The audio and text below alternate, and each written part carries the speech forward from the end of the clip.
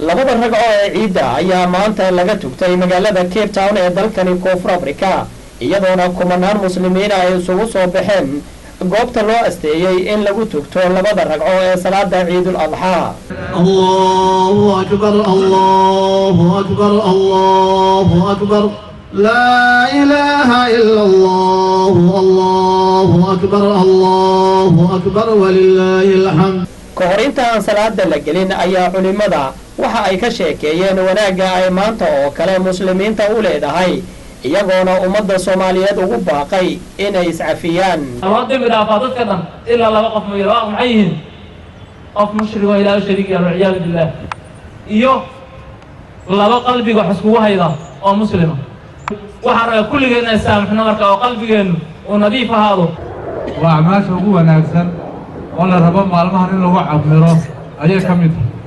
intaasi kadib ayaa TV-ga Universal waxa uu mikrofoonka la dhex maray dadkii halkaas isugu soo baxay iyagoona hambalyo iyo salaan u diray eheladooda iyo qaraabadooda. ciid wanaagsan buu fiicana farxada ku ciidni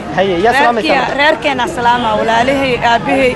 walaashii Caasha Xasan Cumar Foos Xasan Cumar Saara Xasan Cumar ilmuhu caruurtooda dhamaan waa salaamaya ciid maan waxaan salaamayaa muslimiinta meel kasta ay joogaan gaar ahaan Soomaalida ciid wanaagsan dhamaan muslimiinta dhamaan waa salaamaya inta maqalkiin maqalkiin taqaan kibtoon Soomaaliya dhamaan islaamiinta si qaas ehelkii dhamaan salaamaya barakaati ciid wanaagsan dhamaan muslimiinta meel walba ay joogaan qaasatan Soomaalida ehelkii qaraabada dadka dhamaan waan salaama waxaan ugu hambalyeynaa ciid mubaarak halkan waxaan ka salaamayaa dhamaan muslimiinta meel walba ay joogaan sidoo kale waxaan si qaas u salaamayaa ummadda muslimiinta ee ku nool waddanka South Africa mubaarak dhamaan muslimiinta meel walba joogaan Soomaalida aad iyo aad baan u salaamayaa qaasatan family-gayga ayaan salaamayaa ayaan leeyahay Cabdikariin ciid wanaagsan Xasan Kaafi maanta kulay waa saa u jeedaba waa maalin aad loo faraxsan yahay islaamka aad isugu soo baxeen salaada ciid halkan lagu oogay markuu ugu horeysa guud ahaan waxaan jeclahay inaan salaamo dadka muslimiinta meel walba joogaan gaar ahaan Soomaalida si gaar ah waxaan u salaami lahaa insha Allah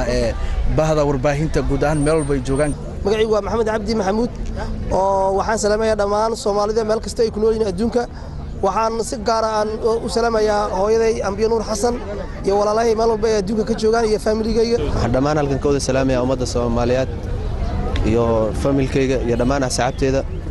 halkan ka salaamayaa Abay Maxamed Samaxsi hooyaday Baal Maslax iyo dhamaan walaalahay السلام عليكم ورحمة الله وبركاته وإن السلام دمان مسلمين تملك كستايجو حسن كافي محمد شري تلفزيون عالمي Universal مقالة